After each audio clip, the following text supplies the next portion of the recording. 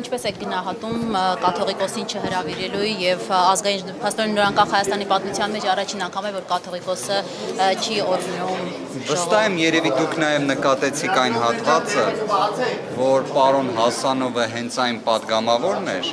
որը հենց նախորդող ազգային ժողովի գումարման նիստերը նախագահելու շրջանակներում առաջին նիստի մասին է խոսքը, մշտապես ունեցել է նաև վեհափառ Հայրապետի խոսքի ապահովման գործառույթը։ Ինքը այսօր հայտնեց, որ վերջինս դրա հետ որևէ առնչություն չունի, բայց կարծում եմ այստեղ մենք գործ ունեցանք կիսա ճշմարտության հետ, թե ինչ պատիվ է բերում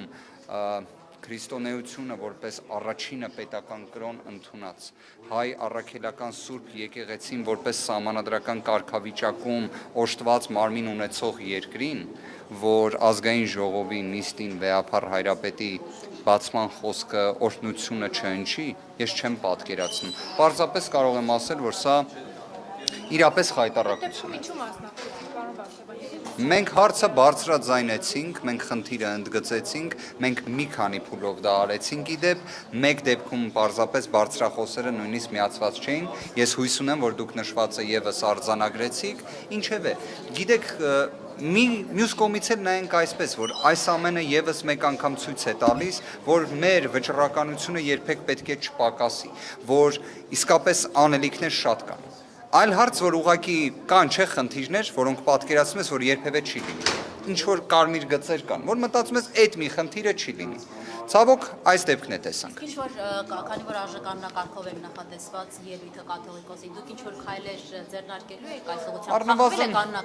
Առնվազն որոշ տվյալներ կփորձենք բարձել, եթե դուք նկատեցիք պարոն Հասանովի կողմից ներկայացված պարզաբանումը կրկին իմ կարծիքով կիսա ճշմարտության շրջանակներում, բայց վերջինս ընդգծեց, որ այդ իրավունքը գոյություն ունի, կասկածի տակ չդրեց, նույնիսկ ասեց ով կարող է իր դեմն առնել, այսինքն նույնիսկ կարծես մի քիչ քննադատական խոսք կար,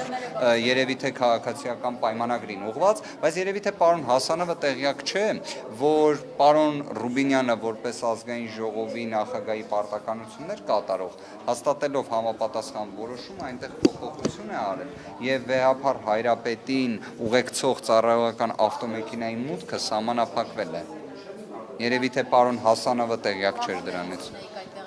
Հրապարակված է այդ որոշումը, որը հենց վերաբերում էր նաև ԶԼՄ-ների գործունեությանը, այդ նույն որոշման մեջ կարող եք դա եւս տեսնել։ Ինձ կներեք պարզապես վերջին հարցը։ Վերջին հարցը ձեր տեխնատությունն է առաջադրվել փոխնախագահի պաշտոնում։ Պարոն Աբրահամյանը մեր խմբակցության քարտուղարը դրա վերաբերյալ մանրամասն անդրադարձ կատարի։ Եկեք նախ պարոն Աբրահամյանը թող ներկայացնի, այնուհետև կտեսնենք։ Անկեղծորեն եմ ասում։ Նախ պարոն Աբրահամյանը թող ներկայացնի տեխնատությունը, որից հետո խոսենք։